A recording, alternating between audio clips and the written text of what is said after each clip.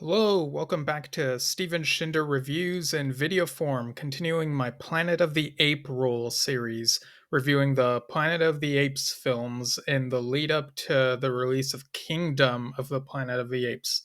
We are past the classic pentology, so now we're on the 2001 Planet of the Apes reimagining. To me, it feels different enough to not call it a remake. It's worth letting the less seasoned viewers know that this Tim Burton directed film does not share continuity with the classic pentology or the 2010s reboot films that are continuing into Kingdom. Planet of the Apes 2001 is very much its own world. Some non spoiler general thoughts. This is seemingly the most reviled out of the Planet of the Apes films. I don't think it's quite as bad as people say it is, though it is down there in my rankings. It's just kind of okay. This might be unpopular of an opinion, but I'd rank beneath below this one. The second movie, Beneath the Planet of the Apes, I'd rank that below this one because in that film, the astronaut Brent was just having the same journey as Taylor for a huge chunk of the movie. In this film, the main character, Leo Davidson from the US Air Force, played by Mark Wahlberg, is definitely in that astronaut role, but his trajectory feels a bit more different because the setting and the world are different. That being said, there's a lot to be desired for his character. So, general thoughts once again, and not going into spoilers until I say I'm going to. The name Leo pops up, I think, only twice in the dialogue, and you'd be hard pressed to find fans who don't simply refer to him as Marky Mark, from what I can tell just at a glance online, which really shows how people feel about the character. We are given this vague presentation showing he has friends via a video postcard from Earth. Um, so I guess they're his friends. Like they say he's gotten this postcard, and we see these people like sort of, hey Leo, hey look who got engaged, and it's like not really much to it. But we don't really see the extent of the bonds, is what I'm getting at, or nor do we see him feeling sad about being away from home all that much um, during the journey that he goes on. We don't get a good sense of what home is to him, I don't feel, and why it's imperative that he go back. He trains these intelligent apes on the space station Oberon in 2029, and apparently he cares about his favorite chimp, Pericles. But the film doesn't really focus in on the emotion of the bond there, like the reboot Rise would. Taylor was a different type of character who seemed to be searching for something better than how Earth and humanity were in his time in the first movie. And he was kind of a jerk in that one, but his attitude and the delivery of his dialogue were really compelling to watch, and you really feel him suffering under the apes in that iteration. There's not a whole lot to get in Mark Wahlberg's performance here of this Leo Davidson character. He's just kind of a generic hero type, kind of gets put in this human savior role for convenience of the plot. In this film, the planet of the apes is a different planet called Ashlar, which has multiple moons. This is in keeping with the source material, the novel La Planète des Singes, taking place on a different planet. But the story itself is very different from that book. It, although inspiration from it seems to have been used for the ending, which I'll talk about later at the end of this video. I do appreciate how this film crafted its own lore, with a different origin story for how apes became dominant on this planet. There were even books and comics tying into this iteration, not a lot though, and it seems that the franchise has refused to touch on this iteration for many years since. The faces on these apes look very convincing. I'm especially impressed with the orangutans compared to how they were in the classic films. The lines are a bit more blurred when it comes to the classes and whatnot, as you have an orangutan who's a senator, and yet another orangutan who's a slave trader, but he's a smelly slave trader, and people, well, particularly Thade, the chimp, talks down to him like he's just some, some messy guy who doesn't have it all together. It doesn't feel like all orangutans are on top like before. Instead of a gorilla in charge of an army, we have the menacing chimp Thade, played by Tim Roth, who looks menacing and is actually very uncomfortable when he tries getting close with Ari. Gorillas are still fighters, but you have one on the side of Thade and another on the side of our heroes. The costuming is great too, with the armor and weaponry feeling medieval. Unlike the other films, the apes here are unaware of guns, and that becomes a huge plot point here. And while it is admirable that these apes feel more like apes in how they move, climb, and jump around, you even see one of them using their feet to write something with like some sort of writing utensil. Sometimes the jumping around feels like it's over the top in the way it's edited or in how long it lasts. Somehow the ape movements were really mastered with the later reboot films, which I'll talk about in future videos. The humans are also capable of speech, but are captured and kept as pets and slaves, basically. To be honest, prior to this rewatch, I totally forgot that one of the humans on this world, Dana, played by Estella Warren, existed. The film kind of has an attempt at romance, but there's not really enough build-up.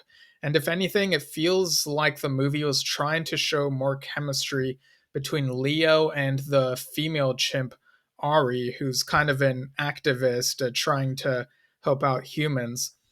Strange choices in this film, including two apes doing this very animal like ritual as they prepare to get it on, and I don't want to know who wanted to see that.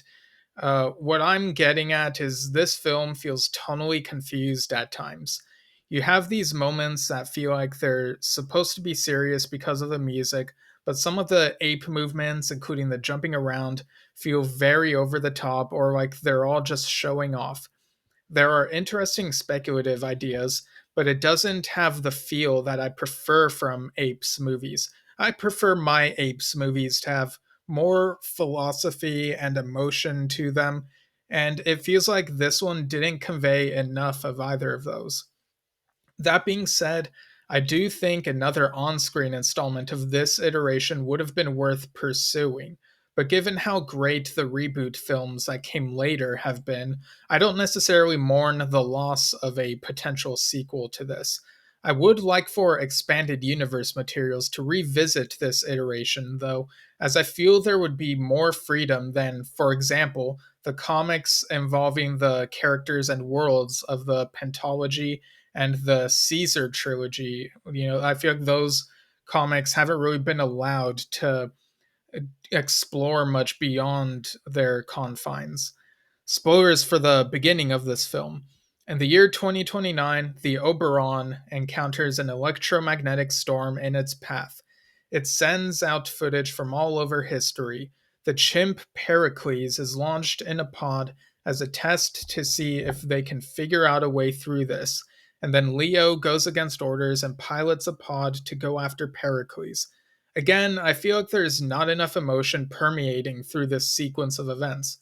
Leo loses sight of Pericles and crash lands on the planet Ashlar, where he encounters Thade, as well as a gorilla under his command named Attar, played by Michael Clark Duncan, who says a version of the Damn Dirty Apes line, but directing it toward this human. Another Easter egg is Linda Harrison, who plays Nova in the first two Planet of the Apes films. She plays a woman in the cart that has like the humans in this cage. So true to form, she does not speak. I kind of would have liked some meaningful lines from her. It's also unsettling seeing a human kid being kept in a cage by one of these apes. The chimp Ari, played by Helena Bonham Carter, wants to help humans and senses something different about Leo. So she makes a purchase from slave trader orangutan Limbo, played by Paul Giamatti, and her father, Senator, has other apes over while these humans are doing their services.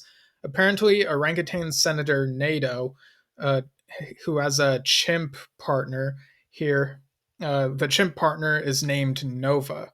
So that's another Easter egg there. Ari helps Leo and the humans escape. Among them are Dana and her family. I guess she's supposed to be a foil against Leo at first, being a more wild human of this world, skeptical of him. When her father dies, I honestly don't really feel much emotion here. Again, this film doesn't hammer that sort of stuff effectively, in my opinion. Spoilers for the middle of the film. Ari and trusted gorilla General Kroll accompany the humans on their journey, and Leo finds his pod in the water where Thade had killed two gorillas who were witness to its existence. That really does make Thade menacing and set him apart from other characters and how he was able to take these gorillas down. So, yeah, he wants to maintain the status quo of how things are. Limbo also ends up in the company of these heroes, and Leo even threatening him with a laser gun that Kroll immediately destroys because of how dangerous it is. Thade pays his dying father a visit. This is a cameo by Charlton Heston, who played Taylor in the first couple films. Apparently, his name is Zaius in this. Yes, there's a lot of irony in this scene as he reveals to Thade this gun that's been in the possession of their family for generations. Zaius somehow knows that this human Thade alludes to, Leo, is more than he seems. I may have missed exactly where Zaius got that impression, like how much about this human has he heard from Thade? Like we only see this visit. Thade does allude to a prior visit. I'm just not clear on when exactly that happened. But anyway, this bloodline goes all the way back to Semos, the chimp who basically founded this ape civilization. Zaius reveals that humans used to be dominant and that the gun is evidence of how dangerous they are. I don't get why Zaius doesn't explain how the gun works. Thade could have ended up shooting him or shooting himself by mistake. But anyway, Zaius is dying. Heston once again delivers a variation of the classic Taylor line condemning humanity, with damn them all to hell being his dying words. Your mileage may vary on whether this is effective or silly in delivery. The hero characters reach the forbidden temple of Kalima, which turns out to be the Oberon. The outline is kind of reminiscent of the crown on the Statue of Liberty, which I think is a nice subtle homage. Kalima turns out to be made up of the first couple letters in the words on this sign saying caution live animals. The ship went through the storm, making Leo feel a bit guilty, though it doesn't really hit effectively. They arrived on this planet many years prior, with it now being the year 5021 as of Leo's landing. So he's 3,000 years ahead of where he came from. The intelligent apes they had with them on the Oberon were helpful at first, but eventually one of them, Semos, led a revolt and killed the humans on the station. I honestly think this is an effective plot twist. Some might be confused as to how the station arrived many years before Leo did, and the answer is it seems to be an inverse relationship. So Leo entered before the Oberon and arrived after the Oberon did. Likewise, the Oberon entered after Leo, but arrived before he did. I don't know, maybe drawing a diagram might help people. Diagram, is that the right term? I don't draw a picture, draw a picture. Humans gather around the temple, I guess seeing Leo as their savior, the man from the stars. It kind of feels like the film following through with the Planet of the Men idea that could have been a sequel to the first film, but that type of idea is something I'd rather see with a character more compelling than Leo. Spoilers for the end of the film. Ari visits Thade for reasons, and he brands her like the humans are branded. then allows her to return to them. We get this battle between humans and apes. It doesn't drag on too long. I feel like this fulfills the human and ape war in the desert idea better than how Beneath seemed to be building up to something like that. Kroll dies by Atar's bare hands, but again, I don't really feel anything. The battle stops when a pod lands, and the apes believe it to be Simos, as the astronaut is revealed to be a chimp. I wonder if this was a callback to the beginning of Escape. Of course, this is Pericles, the chimp that Leo went searching for in the beginning of the film. So, to recap, the electromagnetic storm and their trajectories are inverted, if that's the right term. Pericles, then Leo, then the Oberon entered the storm, and they emerged on the other side in reverse order at different times. Oberon, then Leo, then Pericles. Thade does not want the secrets of the ape origins to be revealed, so he almost kills Pericles and then aims the gun at Leo. But Leo presses a button that closes off a room in the Oberon, trapping Thade inside it. Leo tells Atar that humans of the Oberon and apes used to live together there in peace until Simos killed the humans. But, leaving out the part about apes, how they used to be subservient, basically, which is probably smart. If only this had all been explained before the battle, maybe lives wouldn't have been lost. The dead are buried, with the graves unmarked as a gesture that humans and apes can be mourned together without knowing which is which. A poignant sentiment, but maybe they just didn't want to do more work. I don't know.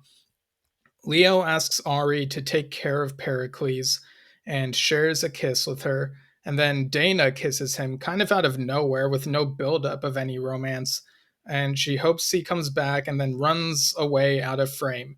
Really reads like this might have been a studio note, like something they were obligated to do.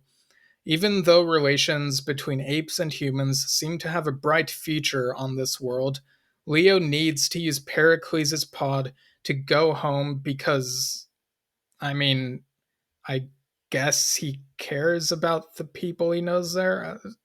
Now, honestly, flying through the storm seems like a huge gamble. I don't know why he didn't think through the possibilities given all he's discovered. There's no guarantee he'd even end up in his own time. I remember reading the novelization in high school, and it just ends with him flying off world. The ending we do get in the film, though, is he arrives on what appears to be Earth, with the chronometer in the pod counting down at least to the year 2155. Whether it says 2029 or later or earlier when he lands is unknown. But he lands in what looks like Washington, D.C., but the Abe Lincoln statue is an ape Lincoln statue. This really does feel like parody of the Planet of the Apes. The inscription reveals this to be Thade. So if this is the same Thade, it seems like he may have been freed from that room on the Oberon. There is a button, so maybe someone could have freed him, or maybe he was being transported to a jail cell but escaped and then found something in the ruins that could help him fly through the storm. This is the part that perplexes me. It feels like a stretch that he escaped and flew off world, but if he did go through the storm after Leo did, then he would arrive on the other side before Leo. I always thought this statue indicated that he arrived in the mid 19th century and then led apes around the time the American Civil War would have happened and spread ape dominance across the world, as the inscription seems to imply the planet is ruled by apes. We see Leo get surrounded by ape police officers carrying guns, and there's even a photographer, and that's the end. While I understand the science of the twist and how it's a bit of a callback to the original book in which Ulysse Meru went to a planet ruled by apes and then returned to Earth only to discover it is also ruled by apes, This still feels like a twist thrown in just for the sake of having a twist. Regardless, a 21st century Earth in which apes are like how humans are at that time is an interesting idea. And even though we're never getting a sequel film, I really feel like there's a lot of potential for comics or something to explore this and continue this storyline. As for my score, like I said, I think the film is okay. I like it more than Beneath, but it doesn't surpass any of the other films in my view. So I give this a 6, maybe 6.5 out of 10. There are definitely worse films out there, but this is one that really needed to cook a bit longer, I feel. Which is bananas to say after all the other Apes films that were basically in development held prior to this one. And I do think people here and there have reevaluated this film a little bit. It probably helps that it's no longer the final word on the film franchise. I'm excited to touch on the reboot films, starting with Rise of the Planet of the Apes. So, see you all next time on Planet of the April, here on Steven Shinder Reviews in video form.